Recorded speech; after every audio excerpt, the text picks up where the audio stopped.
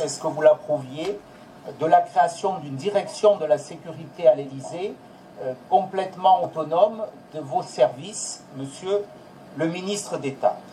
Je voudrais également savoir, monsieur le ministre d'État, qui a décidé la désignation comme lieutenant-colonel de réserve de monsieur Benalla. À quel niveau cette décision a été prise?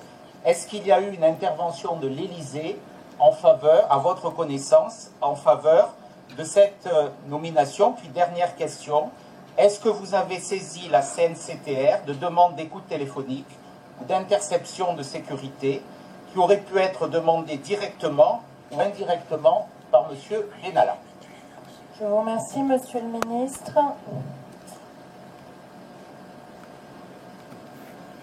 Alors, est-ce que j'ai rencontré le président de la République? Oui, je l'ai rencontré ce week-end.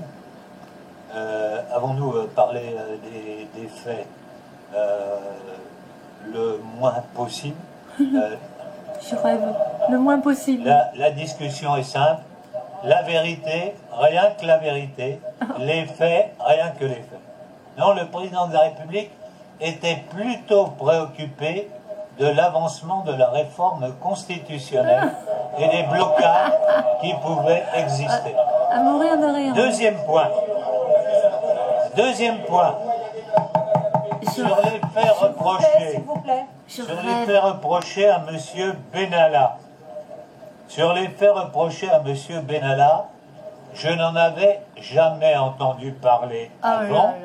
J'ai vu, comme vous, qu'il y avait eu des incidents dans l'été 2017. Vous racontez la Mongie, je n'en avais jamais entendu parler. Il a juré de dire la vérité. Comment est-il devenu lieutenant-colonel? J'ai posé cette question au général Lizuret, qui m'a dit que c'était... Il a été pistonné, c'est tout. Bon, il y a un bug là, apparemment. Et sur sa proposition, qui était devenu effectivement lieutenant-colonel, je lui ai demandé s'il y avait eu des propositions autres que les siennes, et il m'a répondu par la négative. Sur la réforme du projet du GSPR, un travail de réorganisation de l'ensemble des services administratifs de l'Élysée a été lancé il y a plusieurs mois. En matière